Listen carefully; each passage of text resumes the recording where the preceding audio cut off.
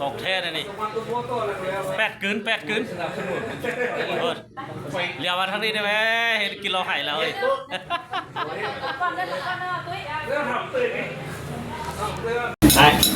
เพราะว่าเอาจะไม่ห้างอ่ะเอาไปจะเอามันในห้าง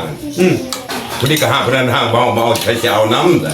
โอ้ก็ไปห้างก็ได้บัวอีกว่ะโอ้ก็เขาเอาไปใหญ่กว่าพูดกับห้างที่หมดเลยเอาอดเอามันโอ้โหเอาไปห้างดีเราดูโอ้ก็ดีทุกอย่างว้าสุดยอดเบาๆโอ้บุรีเดียวโอ้สุดยอดเบาๆสุดยอดว้ามันสลัดสลิดตอกกระเดียมง่ายประงานกันโอ้ยยังไงเว้ยด้วยมาถ้าน้ำเอาไม่เอามีเปล่าเนาะเดี๋ยวเจ้ากระห้างค่อยกระห้างเพื่อนกระห้างจนล่าสุดเลยอะไรอีก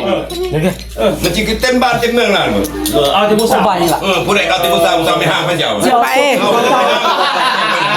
เจ้าเมื่อกี้เขาแขวนงามเราตัวเดียวง่ายประงานไม่เอามาชิวเลยปั๊บ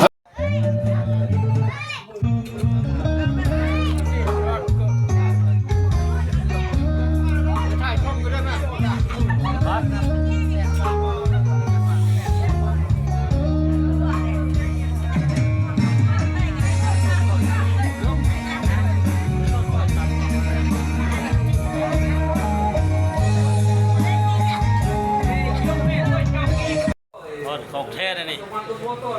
แปดกึนเรียกว่าทั้งนี้ได้ไหมเห็นกินเราหายแล้วเลย